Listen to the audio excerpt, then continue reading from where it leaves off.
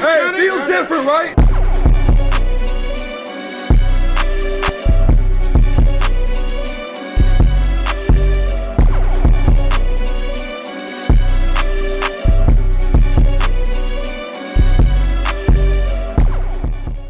Hello and welcome to episode 22 of Fantasy Sports. Today I'm going to be getting into some football. This is my first episode of 2024.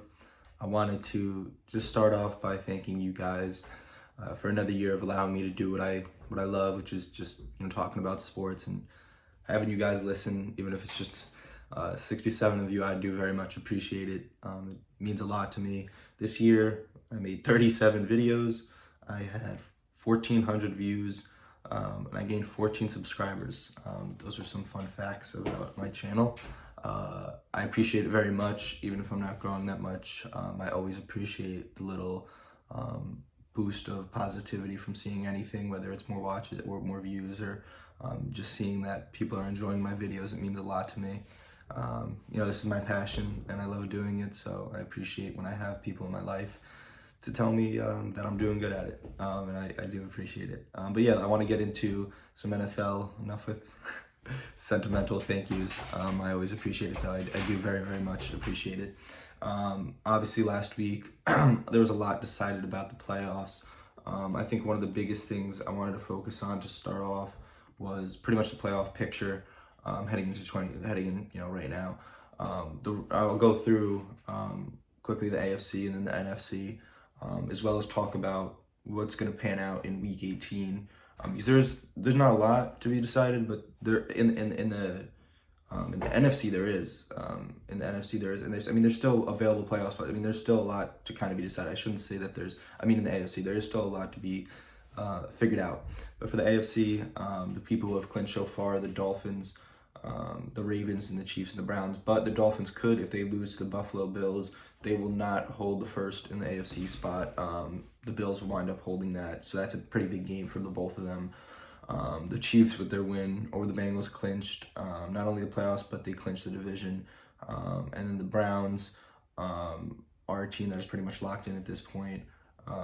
They're second to the Ravens in their division, but the Bengals, I think even if the Bengals win, they can't make it. And I know that the Steelers have a chance, and so on and so forth. But those are the four teams from the AFC, and then for the NFC, you have the 49ers, who are in first, the Cowboys, who are in second, the Lions, the Eagles, and the Rams.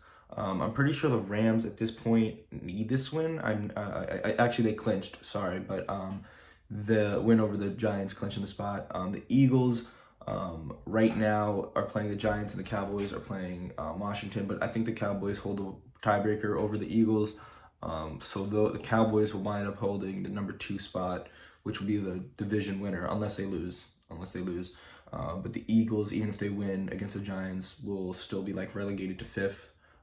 So they'd be playing a different team other than, if they were in second, which is crazy to think that they started, I think they were 10-1, now they're 1-4, or in their last, couple games. Whatever it was, I think, they were 10-1, and then I think they've won 1-4, something of that sort. I think they almost went 1-5. I think they've been 1-5. I could be wrong about that. Could be totally wrong about that. But the Eagles starting so strong and not finishing the season definitely worries me for the playoffs. The Lions against Cowboys, that was the biggest game of the weekend. I'll get into that. But looking towards the future for who can clinch right now, you have the Buccaneers and the Packers in the AFC. In the NFC, sorry, I keep messing them up. The NFC, the Buccaneers are first in the NFC South, but if they lose, it'll push the Packers in. Or, sorry, let me better state that. If the Buccaneers lose and the Saints win, puts the Saints in over the Buccaneers. Packers just need to win and they're in. They don't need any help. If they win, they're in. If the Buccaneers win, they're in. But the Saints need a win and a loss from the Buccaneers. And the Seahawks, even if they win, they're going to still need some help from other people. That's regardless. The best team right now, with a chance in the AFC, is the Texans, because if the Texans beat the Colts, they're pretty much in. And if the Colts win, they're in. The Bills with the loss can not get in. It gets very tricky. But it's pretty much in the AFC. If the Jaguars, Bills, and Colts win, they're in.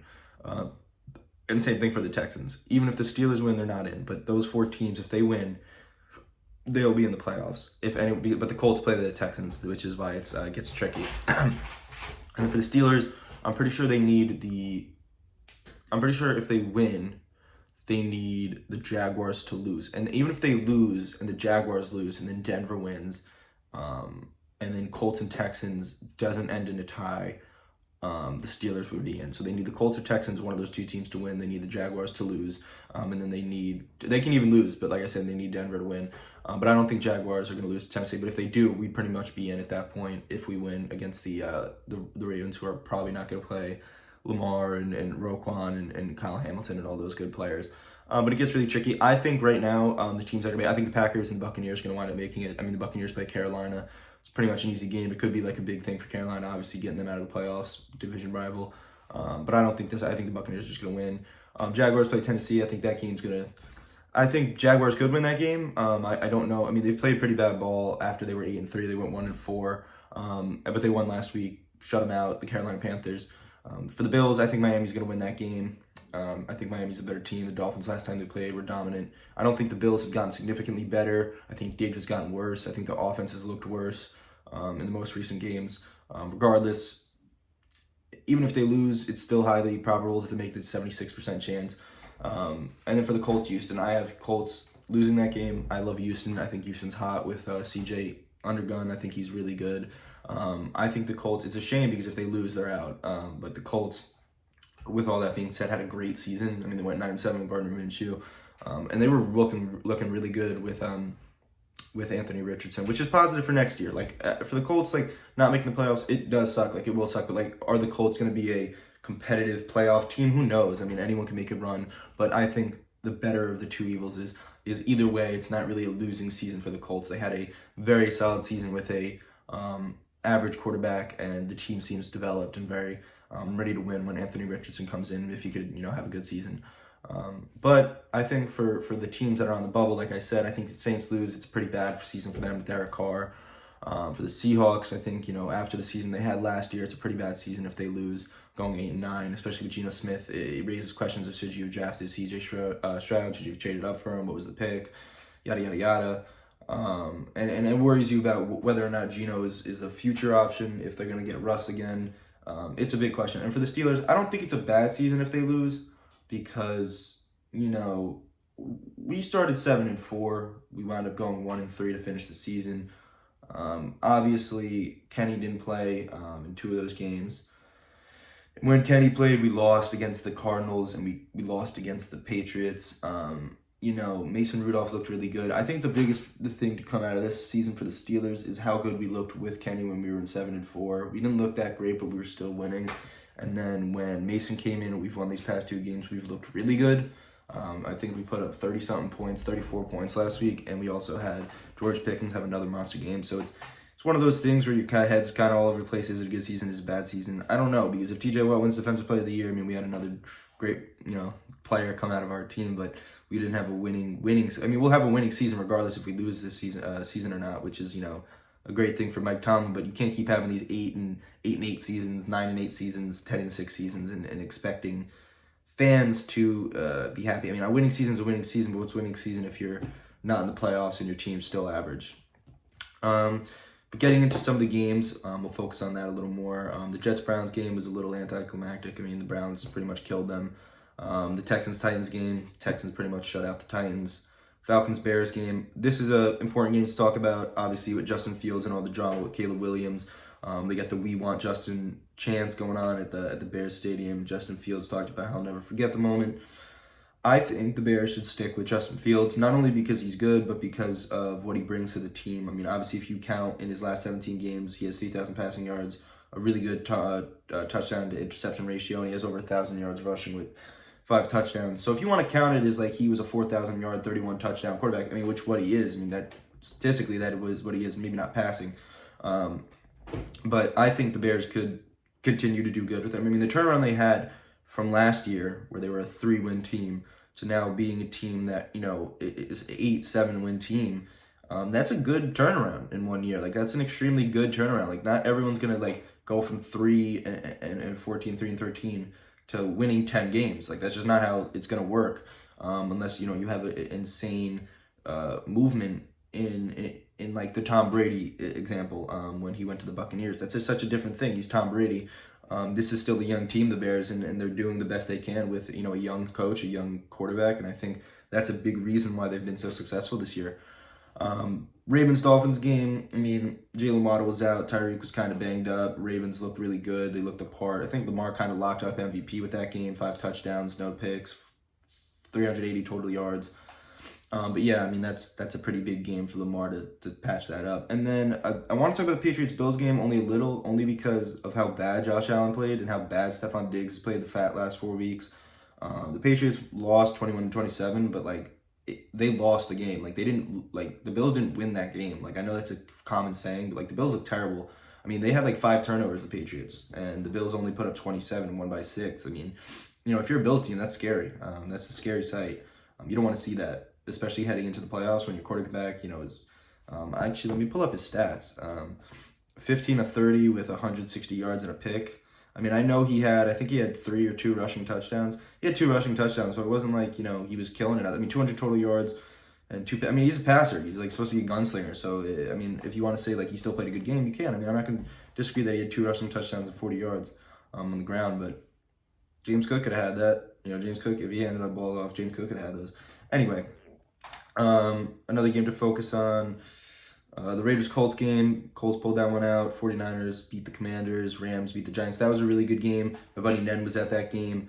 He said it was electric. I mean, it was a great game to go to. The Rams, again, I mean, the Rams had every opportunity to lose that game, and they didn't. The Giants just missed a field goal, and, they made a couple crucial mistakes. But, a game that, was decided by, pretty much yards. It was a very close game. The Rams look really good heading into, I mean, Kyron Williams had 3 touchdowns. Puka had over 100 yards. Cooper Kupp even looked good.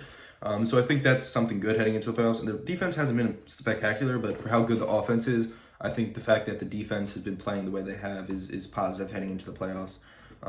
Bengals-Chiefs game. Chiefs didn't look good again. It's kind of confusing because, like, Patrick Mahomes had another turnover. I think he had maybe 2 turnovers.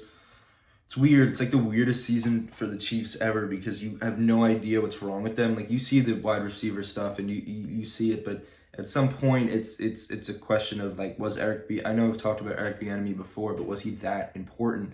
Obviously he was. It's affected Josh Allen and Jalen Hurts with the way they lost their guys. But I mean, to have this bad of a season, being Patrick Mahomes, greatest quarterback, wanted like to start ever. It's definitely concerning to see. I don't think they're going to be great in the playoffs, but the Chiefs are a playoff team. Like, they've been there, they've done that. So I guess that's the most important thing that you can say coming out of the Kansas City, that they've made the playoffs, that they've been there before, and that now all they have to do is focus on winning 3 games, 2 games to get to the Super Bowl. It's a very different thing than having to win 17 games over the course of a season.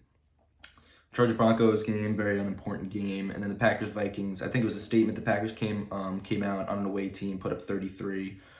Super dominant performance. Jordan Love in the past, I think 7 games, has thrown 16 touchdowns and 1 interception.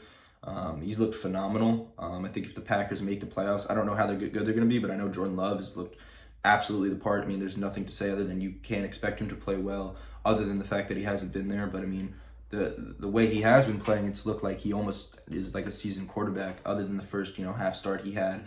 Where I don't think it was all on him. I mean, with the weapons he has, Aaron Jones missed a couple games. A.J. Dillon's not the best running back. I mean, you got Christian Watson, who was out for a lot of games, and you pretty much have, these wide receiver 2, 3s as your wide receiver 1s.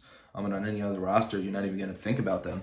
So, I mean, I think he's done very good with the talent he has around him, and I think they need to build. Obviously, he's not Aaron Rodgers. Aaron Rodgers is a different quarterback. He's going to make the talent so much better. But Jordan Love is a rookie quarterback. He's going out there. He's throwing 30 touchdowns and almost 12 picks. I mean, that's spectacular to see. And the 2 games I wanted to finish up with, or 3 games I wanted to finish up with, were the Saints-Buccaneers. Really big game for the Buccaneers to lose. Obviously, they would have clinched if they had won this game. So now they have to win against the Panthers. Obviously, way much of an easier game, but a win against the Saints would have been very much better. And especially the fact that Derek Carr had a good game is worrisome for like the Saints fans, because it's like, are we going to hold on to him next year? Like, is it going to be another season of, oh, we're average? So I think that's something that kind of sucks for a Saints fan. And then the Eagles losing against the Cardinals. I think this is a big topic for me because the Eagles in 1 year, it went from this like 70 sack team, top 3 defense in the league, to just a defense that's like letting the 3-13 Cardinals, 3-12 Cardinals put up like 35. Like that is, they let Kyler Murray throw 3 touchdowns and 250 yards, and James Conner ran for 130 in a touchdown. Like, it's bad. It's really bad. Like, that's terrible. And the fact that Jalen Hurts he didn't play a great game. Like, he only had 160 yards and 3 touchdowns. I know that's a good game. He threw 3 touchdowns, but, like, he didn't do much on the ground, and A.J. Brown played pretty bad, and Swift couldn't really get anything going either. Like, they had a very low yardage game in terms of putting up 31 points, which, you could argue, like, they didn't need it. Field wasn't long enough, but, looking at a team that last year was shutting out teams, point differential was like 78 to now it's like literally 12. It's weird to see how bad the Eagles have gotten. You want to point fingers and you want to say Brian Johnson, and then you want to say Nick Sirianni, you want to say Jalen Hurts. A.J. Brown's a diva. It's so hard when everything starts going wrong when it went so well last year. And I think that's what kind of defines a good team and a team that's on the ropes. I think the Eagles are on the ropes right now. They're a team who started the same way they did last year, and then when it got bad really quickly, and pointing fingers and not being able to, cohesively figure it out has been a big problem for them. And I think that's what's going to drag into the playoffs and possibly, kick them out if they have to play someone who, is matching their level of offense or matching their level of roster. But yeah, that's something to look forward to. I know one other big thing that I forgot to mention was the Bears clinched the number 1 pick because the Panthers gave them the first round pick for this year, which is insane to me. And I'm wondering what they're going to do with that. I wonder what you guys are thinking they're going to do with that. A lot of people are thinking they're gonna take another quarterback. That's why I mentioned the Drake May, the quarterbacks, Michael Penix, that they could take. But Marvin Harrison, if they want to take him at number 1, I think the best thing to do in that position is trade back at least 1 pick, and see what you can get. A team is going to want to be trading up for that pick. I think the biggest problem for them is they put themselves in a kind of tight situation with the DJ Moore trade. And I know that sounds stupid, but teams are going to be looking to not look like the Panthers. And I know that's a big thing. People are going to be like, oh, I don't want to be like the Panthers and give away my future for a Bryce Young who did nothing this year and didn't make their team better, at all. It's more than one player type thing. So I think that's where the Bears are going to struggle with this number 1 pick. If I'm the Bears and I don't get any good trade offers, I'll just take Marvin Harrison. He's like someone who's just going to be a generational talent. He looks so good. So it's are you really losing with that? If you can't make a move, I don't know. Or do you believe in Justin Fields and DJ Moore and Marvin Harrison going into the future? I think the biggest thing for the Bears this year is getting a running back. If they can get anyone that's not Khalil Herbert, I think Khalil Herbert's great. I think he's great. But the thing is, it's like a Lamar thing. When I said Lamar is so threatened by the fact that he can just take the ball, that's what Justin Fields needs. So that offense needs to replicate with Justin Fields. And if they can get another player on the ground that is just as good as a runner as Justin Fields, I think that could be lethal. And then to finish it up was the Lions-Cowboys game. The Cowboys won 20-19, and that was a really big thing because the offensive lineman was quoted as not being reported as a wide receiver when he caught the 2-point conversion that won them the game, and then they had to go back and do the play and yada yada yada. There was pass interference. I think that regardless of what happened, I think the Lions came out and proved how good they could be in a competitive environment with a competitive team. I think that's the first thing they should take away is that they did win, and then they didn't win against a team that is essentially one of the forefront runners of playoff football. So I think that's a positive to take out of it. Obviously, a loss is a loss, but when you're already in the playoff, I know a loss is still just as much as a loss, and it's just as important, and it can change a bunch of things. But I think the biggest thing to take away is that the Lions look really good. They looked really good at some points. They looked really bad at some points. But if they can be competitive like that and almost win a game, and essentially, like I said, win a game, I think that's the biggest takeaway. What do I think of the whole play? I don't know. When I watched it, I didn't see if he reported, which in a video it showed him going up to the ref. I don't understand how that could then coincide with him catching it and them throwing a flag. I don't get that. Clearly the play worked. Clearly he went up there with another offensive lineman. If he didn't hear him, he didn't hear him. But I feel like that's one of those things where you pick up the flag because you realized, oh, maybe I made a mistake. I didn't, that was my fault. He reported and I didn't think he did. But I don't know. I don't know how it works. I'm not too in tune with the referees and the ruling of all that. But like I said, I think it's good for the Lions to come out and compete. With all that being said, I do appreciate the last year of videos. Like I said, 37 videos. I very much appreciate all that you guys do when you watch my videos and comment, even though it's not a big thing. Not a big content, creator or channel. It very much means a lot to me. And I hope you guys do enjoy a little bit of hearing me talk. I enjoy talking, so I hope you guys enjoy it. I will be back with another video next Wednesday, and I hope you tune in. So thank you very much for a great 2023, and I'm looking forward to a great 2024. Thank you very much.